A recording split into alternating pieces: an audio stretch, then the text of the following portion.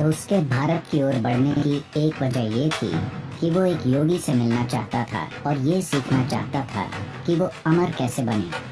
फिर उन्होंने सिकंदर से कहा, हमें वो योगी मिल गए हैं पर वो आना नहीं चाहते। जीवन में एक बार उसने बुद्धिमानी का एक काम किया, इसी कारण से हमने उसका तीसरा नाम हटा दिया।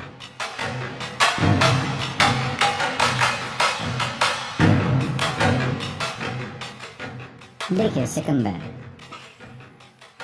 हमारी स्कूल के इतिहास की किताबों में कहा जाता है सिकंदर महान।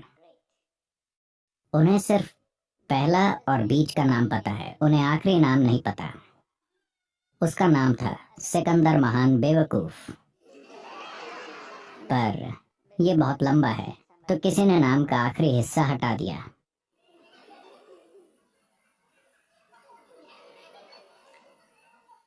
जैसे ही आप इस दुनिया में ऐसे आदमी को महान आदमी बना देते हैं तो कई तरीकों से आप मानवता का भविष्य नष्ट कर देते हैं। क्योंकि 16 साल की उम्र से ही, मेरे ख्याल से वो 32-33 की उम्र में मर गया था, उसने लोगों को बस मारा। वो मारता गया बेवजह। बस नई जगह जाकर लोगों को मारना, नई जगहों पर जाना और मारना और कहना कि मैंने इसे और उसे जीत लिया है। और उसने अपने साथ अपने देश के तमाम युवा इकट्ठा कर लिए थे जो उसके साथ लड़ाइयां लड़ते थे। थोड़े थोड़े दिनों के बाद वो अपने एक साथी को मार देता था, बस कोई आरोप लगाकर।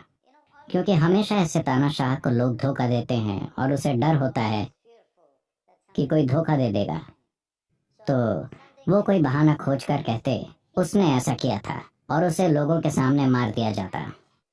वो उसका अपना करीबी आदमी होता था, वो उसके साथ चल रहा था, पर सिकंदर उसे मार देता था ताकि बाकी सब डरे रहें। थोड़े दिन गुजरते और वो एक एक करके अपने करीबी साथियों को मारता रहता, बस एक मिसाल कायम करने के लिए।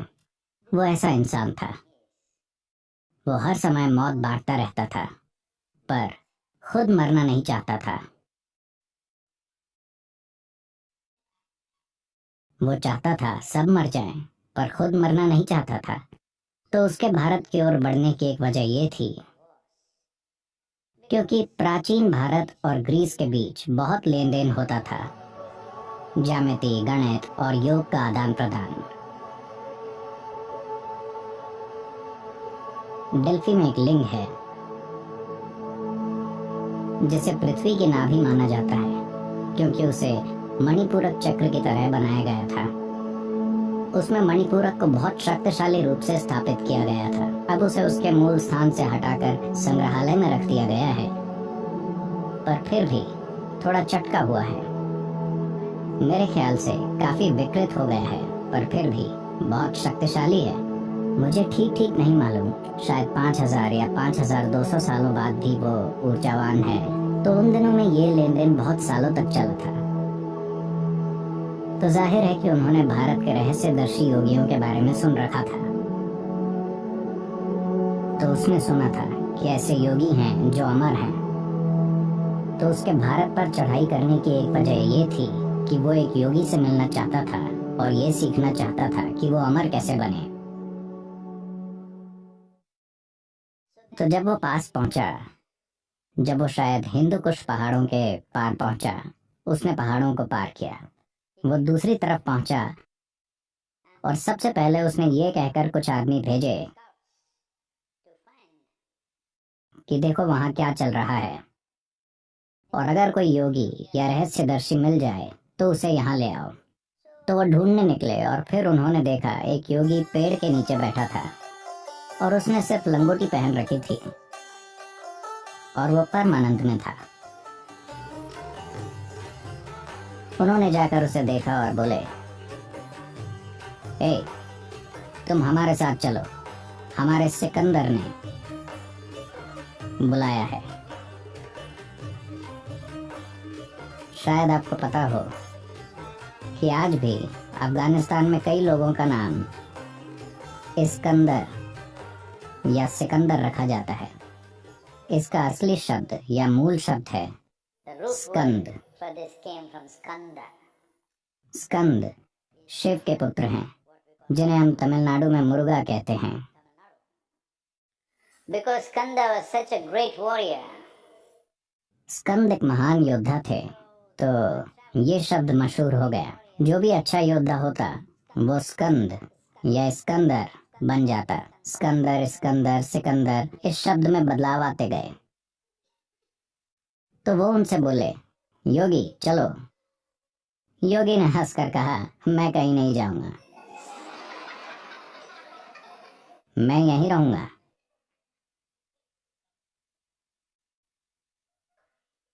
फिर उन्होंने तलवारें निकाल ली।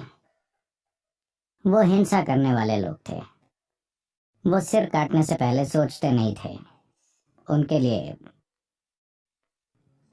ये कोई बड़ी बात नहीं थी। एक दिन में सैकड़ों सिर काटकर भी उन्हें पछतावा नहीं होता था। तो बहुत आक्रामक लोग, उन्होंने तलवार निकाल कर कहा, या तो तुम चलो या हम तुम्हारा सिर काट देंगे। योगी ने कहा, देखिए मैं यहाँ इस तरह इसलिए बैठा हूँ क्योंकि जो भी मुझे करना था वो हो चुका है। आपको मेरा सिर चाहिए तो ले लीजिए, पर आपको मेरा ज्ञान या मेरी बुद्धिमत्ता नहीं मिलेगी। आपको मेरा सिर चाहिए तो ले लीजिए। फिर उन्होंने एक दूसरे को देखा। उन्होंने See, they had never seen a man who not terrorized by the swords that they pull out. उन्होंने ऐसा इंसान कभी नहीं देखा था जो उनकी तलवारों से न डरा हो, क्योंकि वो सिर्फ डरा नहीं रहे थे, वो सिर काट भी सकते थे। यही उनका काम था। उन्होंने कभी ऐसा इंसान नहीं देखा जिसमें कोई डर ना हो। वो कह रहा है, ठीक है मेरा सिर काट दो। ओह, ये आदमी वाकई अमर होगा। अगर कोई कहता है ठीक है मेरा सिर काट दो, तो वो अमर ही होगा। फिर उन्होंने उसे मनाने की कोशिश की, कृपया हमारे साथ चलिए। योगी ने कहा, नहीं, अगर उन्हें मिलना है तो वो आए, वो अमरता के बारे में जानना चाहते हैं तो वो आए। फिर सैनिक बोले, अरे इन्हें इस बारे में पता है तो हमें उन्हें चोट नहीं पहुंचानी चाहिए। और वो वापस चले गए। उन्होंने सिकंदर से कहा, हमें योगी मिल गए हैं पर वो आना नहीं चाहते। वो कहीं जाकर नहीं सिखाते, आपको वहां जाना होगा, वो स्कूल हैं। तो सिकंदर खुद वहां गया, घोड़े पर बैठे हुए। बहुत तंग कर वो बोला, लगता है आप अमरता के बारे में जानते हैं, मैं भी जानना चाहता हूँ। योगी ने उसकी ओर देखकर कहा, पहले इस मूर्ख घोड़े से नीचे उतरो।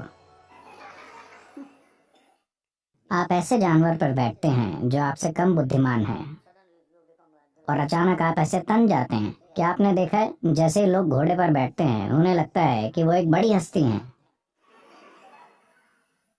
अगर आप ऐसे जानवर की सवारी कर सकें जो आपसे कहीं ज्यादा बुद्धिमान है, तब कोई बात है। आप एक मूक 4 पैर वाले जानवर पर सवार हैं। वो बेचारा आपको ढोना नहीं चाहता, पर क्या करें।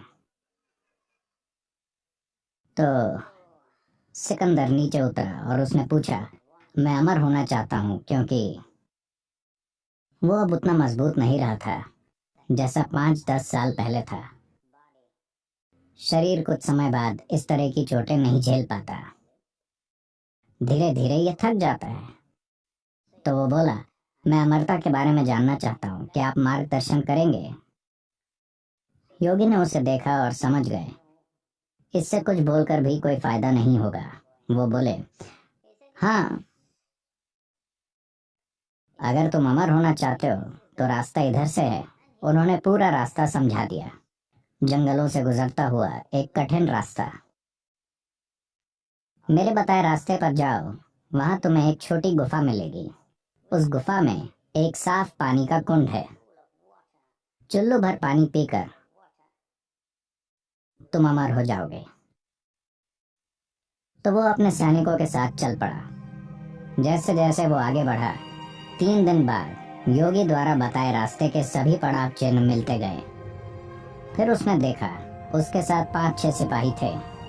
अगर ये लोग भी पी लेंगे,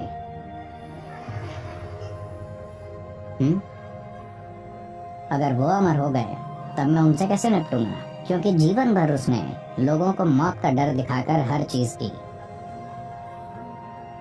अब अगर ये 5-6 सैनिक पानी पी लेते हैं और वो भी अमर हो जाते हैं, तो मुश्किल हो जाएगी, कोई कंट्रोल नहीं रहेगा। धरती पर 5 लोगों का अमर होना अच्छा नहीं है, बस मैं अमर रहूं ये ठीक है। तो उसने कहा, तुम लोग यहीं रुको। यात्रा के अंतिम हिस्से में उन्हें पीछे छोड़कर वो अकेला आगे गया। फिर उसे वो गुफा मिली।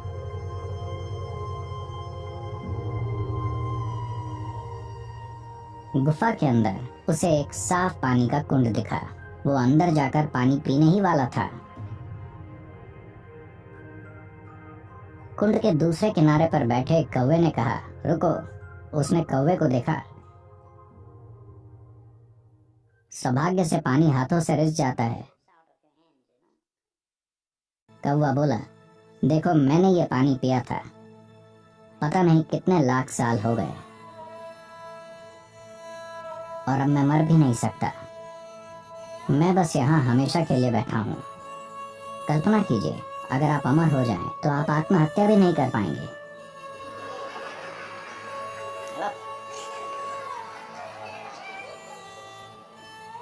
मैं चाहता हूँ कि आप बस कल्पना करें, आपके साथ सबसे बुरी चीज यही हो सकती है कि आप एक दिन मर भी नहीं सकते, कोई राहत नहीं। मैं लाखों सालों से यहाँ बैठा हूँ, मैं कुछ नहीं कर सकता। मैंने अपनी जाति की कई पीढ़ियां देखी हैं। मुझे अभी किसी चीज में रुचि नहीं है, पर मैं मर नहीं सकता। क्या तुम्हें मेरी जैसी किस्मत चाहिए? सिकंदर वहीं बैठकर पानी और कौवे को देखता रहा। उसने पहली बार बुद्धिमानी की एक चीज की, इसीलिए हमने उसका तीसरा नाम हटा दिया। वो पानी पिए बिना चला गया, और हम कितने सौभाग्यशाली हैं कि वो अब धरती पर नहीं है, पर लग रहा है वो कई जगह फिर से पैदा हो रहा है। उस तरह के बहुत से लोग यहाँ वहाँ पैदा होते रहते हैं, पर कम से कम वो यहाँ नहीं है। हमें सीखना चाहिए और ये जानकर और समझकर जीवन जीना चाहिए कि कई मायनों में आपके लिए सबसे अच्छी चीज ये है कि आप एक दिन मर जाएंगे।